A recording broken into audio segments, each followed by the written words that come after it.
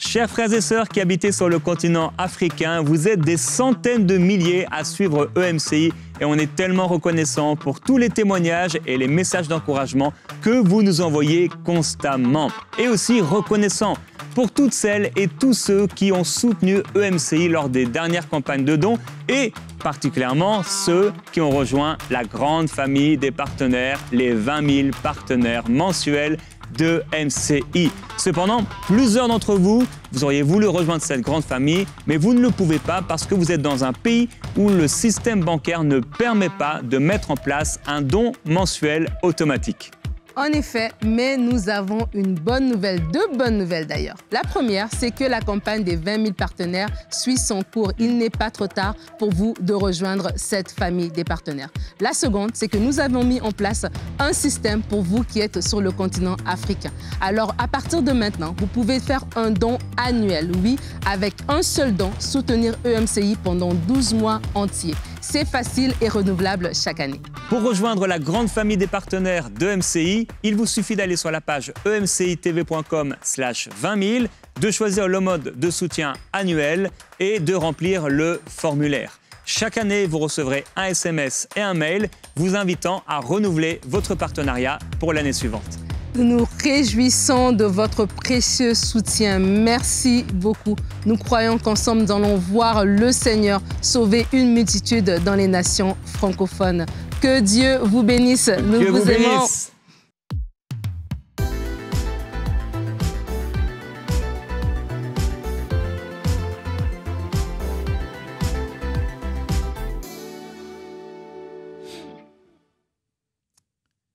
Bienvenue sur Teach, votre émission d'enseignement et de maturité spirituelle. La parole de Dieu, c'est elle qui nous révèle sa nature et c'est à cause d'elle que nous découvrons qui est-ce que nous adorons réellement en esprit et en vérité. Cette émission a été conçue pour vous permettre de comprendre et d'appliquer intentionnellement les Saintes Écritures dans votre vie de disciples de Jésus-Christ.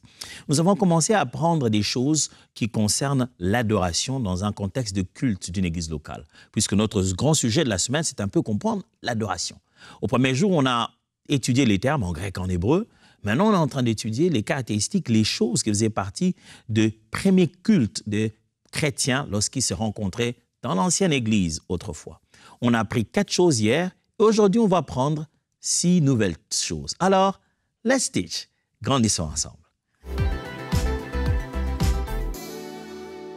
5, le point 5 donc, parce qu'on a fini par 4 hier. Point 5 aujourd'hui, l'une des choses qui faisait partie du culte et qui exprimait donc l'adoration collective du peuple de Dieu, de l'Église, la première Église, ce sont les cantiques, au pluriel.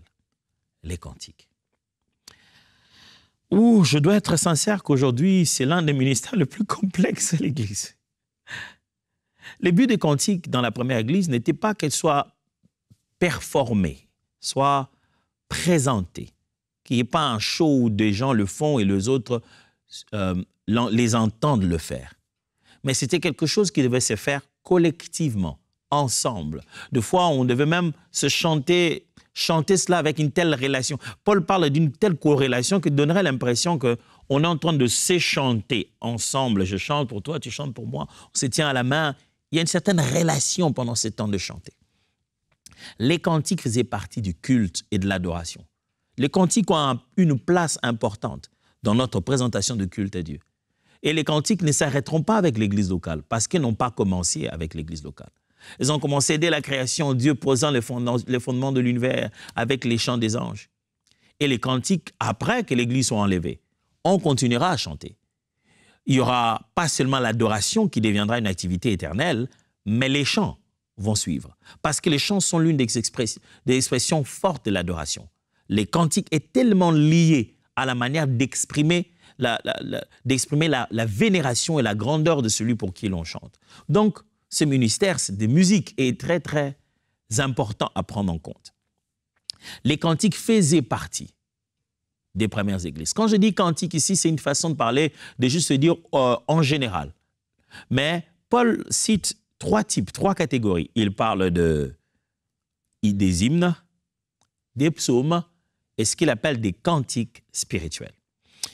Commençons d'abord par lire Marc chapitre 14, verset 26, juste pour voir une preuve que ce n'est pas une chose qui a commencé après la mort de Jésus. Je vous ai dit la dernière fois que les habitudes de la première Église ont commencé dans la vie que les disciples avaient déjà avec Jésus. En vivant déjà avec les premiers apôtres, Christ bâtissait déjà son Église. Marc chapitre 14, verset 26. Après avoir chanté les cantiques, ils se rendirent à la montagne des Oliviers. On parle ici de Jésus et des disciples. Après avoir chanté les cantiques, les psaumes, ils se rendirent à la montagne des Oliviers. Ils ont chanté des cantiques. Jésus a prêché, il a prêché les prédications incroyables, des miracles. Mais à la fin, avant de se rendre dans la montagne des Oliviers, là où ils allaient souvent pour aller se reposer, ils se mettent à chanter. Ils se mettent à chanter des cantiques. Vous ne pouvez pas vous passer des cantiques. Il y a l'extrémité où certains vont, où les cantiques et la musique deviennent tout du culte, et ça devient même ça, la définition de l'adoration, ce qui n'est pas équilibré.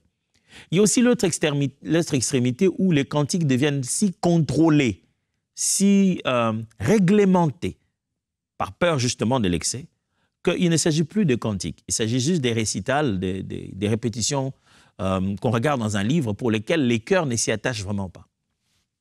1 Corinthiens chapitre 14, verset 26. 1 Corinthiens 14, 26. Que faire donc, frères, lorsque vous vous assemblez? Les uns ou les autres parmi vous ont-ils un cantique, une instruction, une révélation, une langue, une interprétation, que tout se fasse pour l'édification? Le cantique de la première Église n'était pas seulement le cantique un groupe de louanges chantés. Non, des fois les cantiques venaient d'un individu, d'une personne. Et ça faisait partie des pratiques de la première Église où il y avait des cantiques spontanés aussi.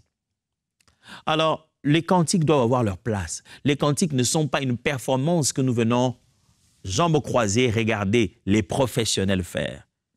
Lorsqu'on participe au culte, qu'on vient pour adorer Dieu, on devrait verbaliser aussi les cantiques. Pas parce qu'on a la meilleure voix. Chantez avec votre voix bizarre, là, pauvre, que vous n'aimez pas, mais mettez-les sur vos lèvres. Chantez. Dieu ne peut pas vous demander ce qu'il ne vous a pas donné. Le Seigneur ne vous demandera pas de chanter merveilleusement bien pendant qu'il ne vous a pas donné ça. Tout ce qu'il veut vous entendre faire, c'est « Car il est glorieux et digne de régner ». Quand on chante à l'église, on ne cherche pas une chorale harmonieuse dans l'assemblée. On cherche des cœurs qui expriment. Vous pensez que Dieu, en ce moment-là, il s'est dit « Oh là là là là là là, toi, franchement, tu ne sais pas chanter. » Non. Il est content. Regardez. Vous avez déjà vu un amoureux qui veut juste exprimer à celui ou celle qu'il aime combien il aime. Et ce jour-là, il veut chanter pour lui. Mais l'atmosphère qu'il faut, belle fleur, il vient en chantant. Elle s'en fout de sa voix. Il peut même avoir honte en disant « Avec quelle voix tu chantes ?» Le plus important, c'est qu'il a chanté, même quand il ne sait pas chanter. C'est l'expression de son cœur. Le chant est un instrument puissant qui permet à nos cœurs de s'exprimer. Il y a des choses que vous ne pouvez pas dire, il faut les chanter. Et quand nous chantons, Dieu sait qu'il y a une connexion directe avec notre cœur. Chantez les cantiques, ça fait partie de votre expression d'adoration. Vous n'êtes pas venu voir les autres chantants dire « Ah, moi vraiment, je chante comme une casserole. » Dieu veut aussi entendre les casseroles. Imaginez-vous. J'ai bâti sur la table, vous avez entendu? C'est un bruit normalement. Ça fait partie des éléments qu'on met ensemble pour créer finalement les différentes sonorités de ce que vous allez appeler musique. Fut un temps où la musique, c'était juste l'art d'arranger les sons de manière agréable à l'oreille. Avec le temps, on a découvert que ce n'est pas juste quelque chose d'harmonieux ou de mélodique. La musique, finalement, c'est un mélange et des sons qui ont des hauteurs, mais aussi avec des bruits. Les percussions qu'on frappe, les mains, les tambourins que vous trouvez dans la Bible. S'il y a même un instrument que nous utilisons à l'église tous ensemble, qui fait que tout. Et si toi, tu chantais comme une casserole, Dieu n'entendrait pas ça? Les cantiques font partie de notre adoration et de notre culte collectif. Je vous lis Éphésiens chapitre 5, verset 19. Entretenez-vous par des psaumes, par des hymnes et par des cantiques spirituels, chantant et célébrant de tout votre cœur les louanges du Seigneur. C'est que Paul leur dit. Avant, il leur dit, ne vous énervez pas du vent, c'est la débauche. Par contre, soyez remplis du Saint-Esprit. Et il commence à leur dire, entretenez-vous par de cantiques. C'est là le moyen. J'aime quand la version Parole vivante dit, comment entretenez-vous? Donc, il pose la question que, comment on fait alors pour être rempli du Saint-Esprit? C'est comme ça, c'est l'un des moyens. On s'est dit dans l'Église, mais bon, le culte n'a pas été spirituel. Si les gens n'ont pas fait l'expérience d'être remplis du Saint-Esprit, s'il y a un des domaines dans lequel il faut aller voir, c'est qu'est-ce qu'on a chanté.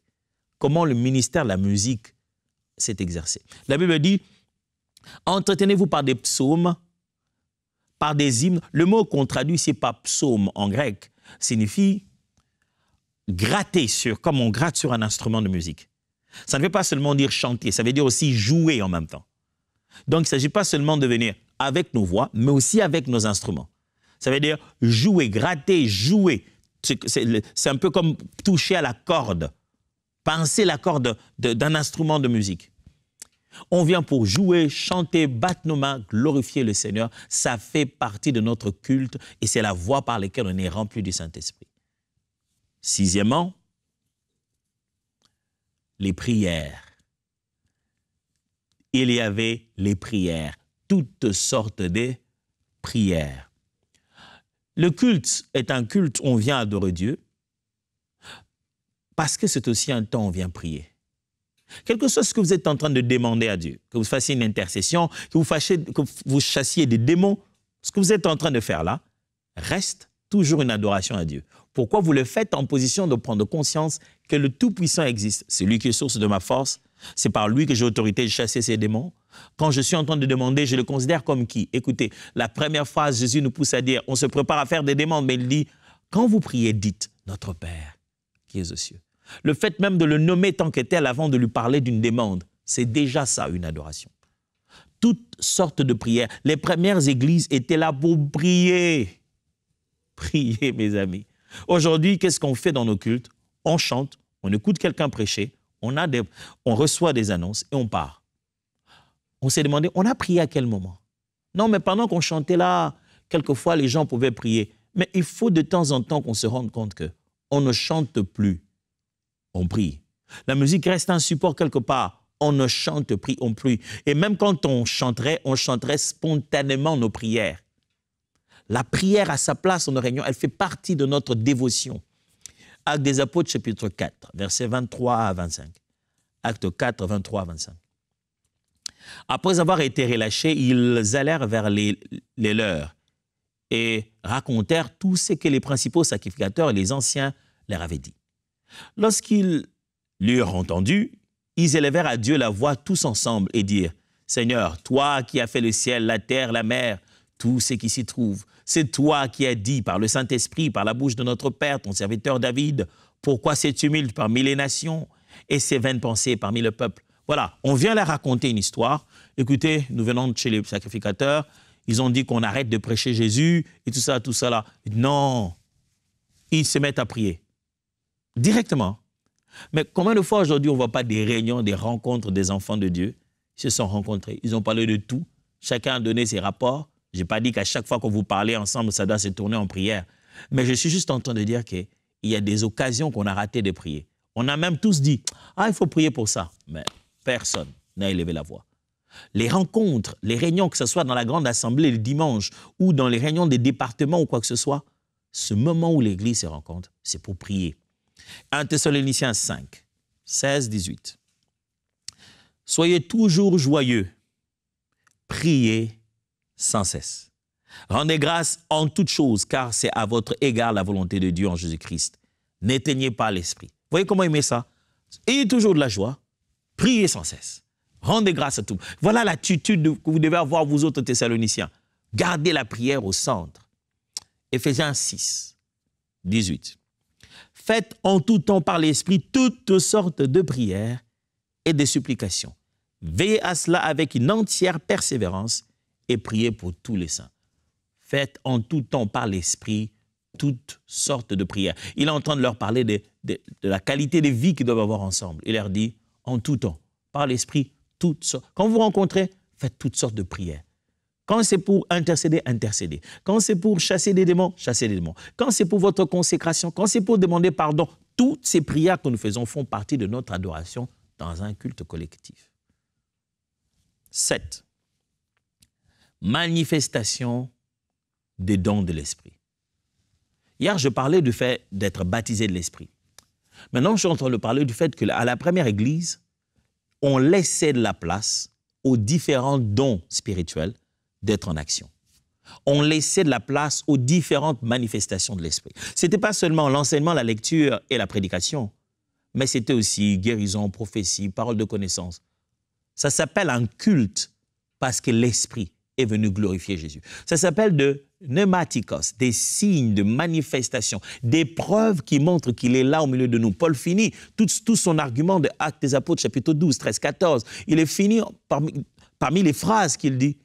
Il dit, quand il vient, un non-croyant, au milieu de vous, les pensées de son cœur sont révélées. Écoutez, il dira que Dieu est réellement au milieu de vous. C'est ça le but de ces dons-là.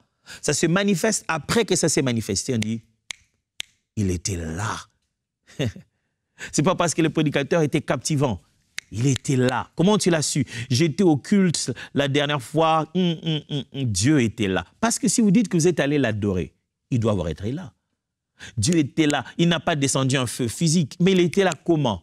Le pneumatikos, la manifestation de l'Esprit. Dieu a donné ces manifestations pour que celui qui nous a vu adorer se rende compte qu'on ne s'est pas prosterné en vain. Notre Dieu était là.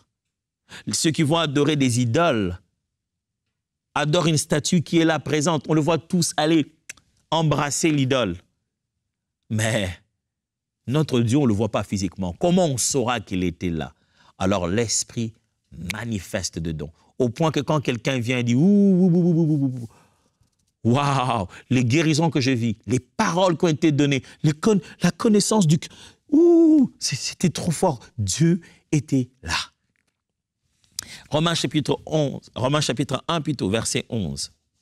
Dans la version Parole vivante dit, « Car j'ai le vif désir de vous voir et de faire votre connaissance. Je voudrais vous être en bénédiction, vous apporter quelques dons spirituels qui contribuent à votre stabilité dans la foi. » Le verset qui suit dit, il change son langage et dit, « Mais je ne viens pas seulement vous édifier, qu'on puisse plutôt s'édifier ensemble. » Mais il est clair, il dit, quand je veux venir vous apporter quelques dons spirituels. C'est un apport important et considérable dans nos réunions. 1 Thessaloniciens 5, versets 19 à 20. Je vais lire dans la version Parole vivante. « N'entravez pas l'action de l'Esprit et ne l'empêchez pas de vous éclairer. Ne laissez pas son feu s'éteindre en vous. Ne dépréciez jamais les instructions ou les exhortations que les croyants animés par l'Esprit vous adressent. Ne sous-estimez pas les révélations prophétiques. Ne méprisez pas, par votre conduite, la parole que le Saint-Esprit vous adresse. Au contraire, mettez tout à l'épreuve. Vérifiez si ce qu'on vous dit est exact. Ne retenez que ce qui est bon et digne d'être conservé. » Paul leur dit, « Hé, les amis thessaloniciens, ne mettez pas de côté cette affaire des révélations prophétiques. N'atteignez pas l'Esprit. N'empêchez pas l'Esprit d'agir au milieu de vous et de vous donner des instructions. Quand il parle, laissez-le parler. 1 Pierre, chapitre 4, versets 10 à 11. 1 Pierre 4, 10 à 11. Chacun de vous a reçu de Dieu un don particulier, qu'il utilise pour le bien des autres et les mette à leur service comme il convient à des bons gérants de la grâce infiniment variée de Dieu. Avez-vous reçu le don de parler? Annoncez le message de Dieu selon sa parole et transmettez aux autres ce qui vient de Dieu. Exercez-vous un ministère diaconal? Accomplissez votre tâche avec la force que Dieu vous donne. Dans tous les cas, agissez de manière à ce que la gloire revienne à Dieu par Jésus-Christ, car à lui sont dues la gloire et la puissance au siècle des siècles, qu'il en soit ainsi. On montre aussi comment on laisse la manifestation de dons. Et ce n'est pas seulement le don de prophétie ou de parler en langue. On dit quand quelqu'un, c'est lui, il a la capacité de parler ou de présider, qu'il le fasse. Quelqu'un fait une œuvre diaconale, qu'il le fasse. Le culte, c'est un moment où on laisse la manifestation de plusieurs dons. La raison pour laquelle on a des frères au protocole et des sœurs au protocole, certains à la musique, d'autres à la sécurité, d'autres en train de s'occuper des enfants, un autre en train de prêcher, c'est déjà des dons qu'on laisse s'exprimer parce que c'est ça un culte et c'est l'adoration. Alors, quand vient alors le moment de laisser aussi les dons comme guérison, prophétie, parole de connaissance, laissez s'exprimer tout ça. Parce que ce sont des différentes manifestations de l'esprit qui prouvent la présence de Dieu au milieu de nous. Si le frère qui va prendre la parole pour prêcher l'évangile va nous démontrer que Dieu connaissait nos problèmes et qu'il nous a parlé, c'est la même chose que le frère qui va prendre la parole pour pouvoir donner un message prophétique. Le culte de la première église, dans l'adoration de ce culte-là, les manifestations de l'esprit en faisaient partie. 8. Guérison. J'ai dit guérison et délivrance.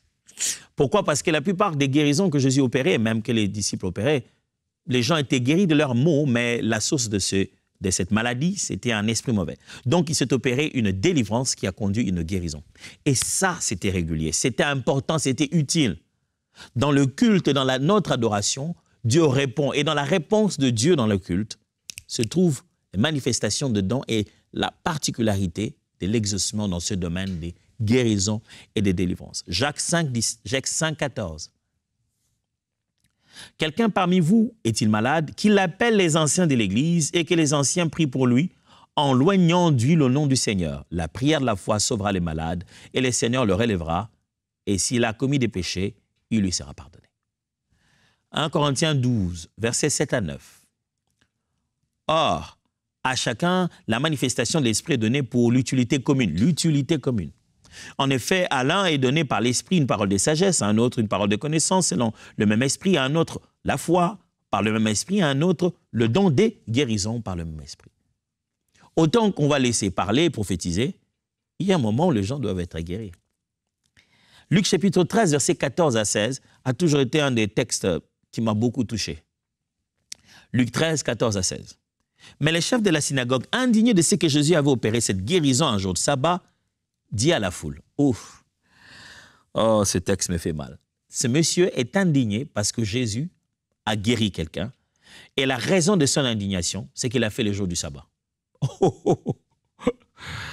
Vous savez, des fois, on peut devenir religieux à l'église sans s'en rendre compte. Combien de gens s'attendent à une manifestation de guérison ou de délivrance à un culte de dimanche? Aujourd'hui, c'est comme si c'est Dieu qui vient dans nos cultes de dimanche. On dit, Seigneur, hey, on sera bien habillé, tu sais. Seigneur, on sera propre, on sera bien, ça va être vraiment très classe. Viens à notre culte de dimanche, tu vas voir. Et Dieu vient, il nous voit faire nos trucs. On finit, il dit, bon, c'était bien, j'ai beaucoup aimé. Non, c'est pas ça, mes amis.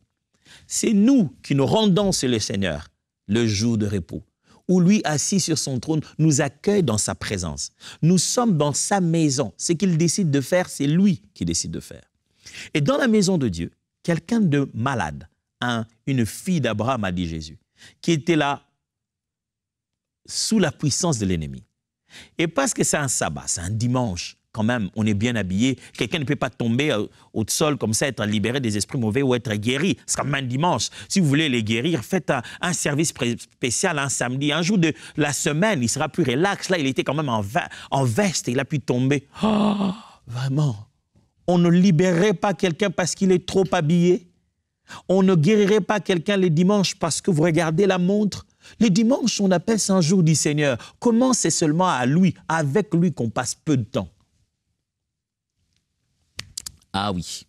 Mais les chefs de la synagogue, indignés de ce que Jésus avait opéré cette guérison, un jour de sabbat, dit à la foule, « Il y a 6 jours pour travailler. Venez vous faire guérir ces jours-là et non pas le jour de sabbat. Oh » Jésus ne l'a pas raté. « Hypocrite, lui répondit le Seigneur. Est-ce que chacun de vous, le jour du sabbat, ne détache pas de la crèche son bœuf ou son âne pour le mener boire? Et cette femme, qui est une fille d'Abraham, et que Satan tenait liée depuis 18 ans, ne fallait-il pas la délivrer de cette chaîne le jour du sabbat? Vous savez, aujourd'hui, dans nos églises, on sait que les délivrances, ça se passe en semaine. Hein? Le dimanche, c'est un culte de louange et d'adoration. Et qui vous dites, si vous dites louange et adoration, vous avez dit délivrance. Vous avez dit guérison. Dieu peut guérir et devrait guérir. à chacune de nos rencontres, on devrait lui donner la liberté de le faire. Et ne jamais se dire, ça c'est une rencontre où normalement Dieu, ici tu ne guéris pas, hein, Seigneur, aujourd'hui c'est que la louange, hein, on ne veut pas te... Est-ce que même quand le groupe de louange prépare sa musique, prépare ses chants, est-ce qu'il y a l'attente, de l'expectative que nous allons là-bas pour que nos chants de louange amènent guérison? Ou bien ça dit, nous allons là-bas juste pour que ça crée l'atmosphère.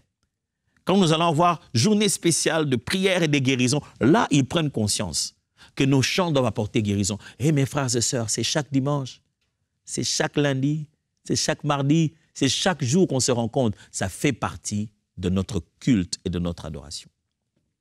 9. Offrande et collecte.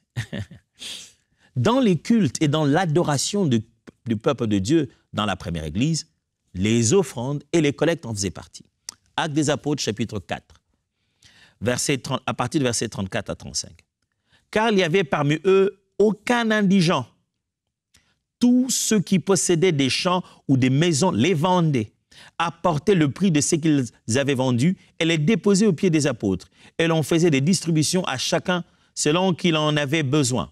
Joseph, surnommé par les apôtres Barnabas, ce qui signifie fils d'exhortation, Lévite, originaire de Chypre, vendit un champ qu'il possédait, apporta l'argent et le déposa aux pieds des apôtres. Le réveil est arrivé. Le Saint-Esprit est descendu. Parmi les signes du réveil se trouve la libéralité.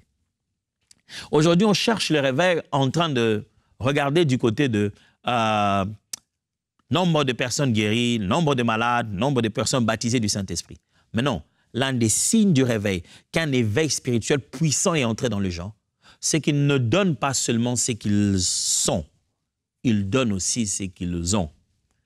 Qu'est-ce qui peut pousser quelqu'un qui réfléchit très bien sur son lendemain, qui a une planification financière très assidue, qui a travaillé dur et qui a même eu un crédit pour avoir ce qu'il a? Qu'est-ce qui peut le pousser un bon matin à se dire « Je donne ma voiture à l'église, je vends ma parcelle pour l'œuvre de Dieu ». Ça ne peut être que le Seigneur, ça ne peut être qu'un réveil intérieur en lui. Actes des Apôtres, chapitre 11, versets 27 à 30. En ce temps-là, des prophètes descendirent de Jérusalem à Antioche. L'un d'eux, nommé Agabus, s'éleva et annonça par l'Esprit qu'il aurait une grande famine sur toute la terre. Elle arriva en effet sous Claude. Les disciples résolurent d'envoyer chacun selon ses moyens un secours aux frères qui habitaient la Judée. Ils le firent parvenir aux anciens par les mains de Barnabas et de Saul. Voilà comment des collectes se font pour aider les autres. Philippiens chapitre 4, 18 à 19. « J'ai tout reçu. Je suis dans l'abondance. J'ai été comblé des biens en recevant par Épaphrodite ce qui vient de vous comme un parfum de bonne odeur. » Parfum de bonne odeur. Un sacrifice que Dieu accepte. Leur collecte est considérée comme une adoration. Leur aide qu'ils ont donnée à l'homme de Dieu qui était en mission, une aide missionnaire est considérée comme un parfum de bonne odeur, un sacrifice que Dieu agrée et qui lui est agréable. Et mon Dieu pourvoira à tous vos besoins selon sa richesse avec gloire en Jésus-Christ. Et enfin, 1 Corinthiens chapitre 16, verset 2. Pour ce qui concerne la collecte en faveur des saints, agissez, vous aussi, comme je l'ai ordonné aux églises de la Galatie. 10. Et enfin, dernière chose, la scène du Seigneur. Ce qu'on aime appeler la Sainte Seine. Quand ils se rencontraient autour de la scène du Seigneur. Quand ils se rencontraient, il y avait ça au milieu de leur réunion. Ça faisait partie de leur culte et leur adoration. Partager ces symboles forts. N'allez pas à l'église en vous disant bon, « moi, je ne partage pas la Sainte Seine, je n'ai pas encore été convaincu d'être baptisé. » Ça m'a toujours fait mal. Quelqu'un qui est convaincu d'abandonner les péchés et n'a pas été convaincu d'être baptisé, je ne comprends pas la différence. Parce que quand vous êtes convaincu de votre péché et de la nature du Fils de Dieu comme l'éneuque éthiopien, la prochaine étape est claire. Je veux vivre en nouveauté de vie. Que faut-il faire? Et quand on vous donne ces conditions, ce n'est pas seulement faire la prière, c'est aussi vous baptiser. J'ai vu des gens qui ont cru, ont-ils dit, au Seigneur Jésus, et qui se sont fait baptiser 7 ans, 8 ans après. Pourquoi? Ils n'étaient pas encore convaincus de se faire baptiser. Oh, mes amis, je ne comprends pas ça. Je ne comprends pas la différence. Je ne comprends pas pourquoi ça doit être aussi long. Pourquoi êtes-vous en quête de conviction au baptême? Le baptême, c'est le signe de ceux qui ont cru. C'est un geste naturel pour ceux qui ont cru. Actes des Apôtres 2, 46, on ne parle pas de baptême, on parle de la Sainte Seine. Et comme c'est fait au fait que dans l'Église, c'est conditionné par le baptême, c'est pourquoi j'insiste sur cet aspect. Acte 2, 46. Ils étaient chaque jour tous ensemble assidus au temple. Ils rompaient les pains dans la maison et prenaient leur nourriture avec joie et simplicité de cœur, louant Dieu et trouvant grâce auprès de tout le peuple. Et le Seigneur ajoutait chaque jour à l'Église ceux qui étaient sauvés. La pratique de manger ensemble. Aujourd'hui, dans nos églises, on n'a pas le temps de manger ensemble.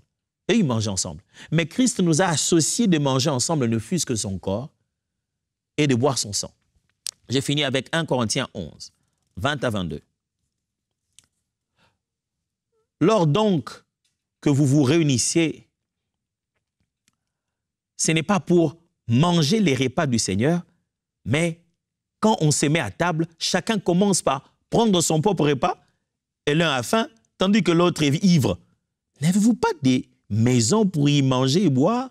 Ou méprisez-vous l'Église de Dieu et faites-vous honte à ceux qui n'ont rien? Que vous dirais-je? Vous louerai-je? En cela, je ne vous loue point. Paul est en train de s'énerver contre les Corinthiens parce que ils se rencontraient, quand ils se rencontraient, il y avait le repas du Seigneur. Comme c'était régulier, ils devaient rendre grâce au Seigneur, faire poser les gestes de repas du Seigneur, la Sainte Seine. Qu'est-ce qu'ils faisaient? Ils exagéraient. Les gens amenaient de la bouffe grave. Ils mangeaient, d'autres buvaient jusqu'au point de s'enivrer. Et le repas du Seigneur, qui était un élément du culte, s'est transformé en un boom, en un brunch seulement. Le repas du Seigneur est différent des nourritures d'agapé qu'on fait d'habitude. Le repas du Seigneur faisait partie du culte et de l'adoration. Si tu veux être complet dans ton adoration pour Dieu en venant au culte, le fait de participer à la Sainte Seine en fait partie. Mais c'est drôle de voir que même les musiciens, quand on fait passer la coupe, ils n'en prennent pas. Mais vous avez dit que vous êtes adorateur. Comment vous ne prenez pas la table du Seigneur? Demain, les amis, on va parler de quelques principes de base en ce qui concerne la signification même de l'adoration dans l'Église. Je vais partager quelques vérités de la véritable adoration pour que chacun de nous commence à bien saisir ce concept. Alors, voyons-nous demain. Que Dieu vous bénisse.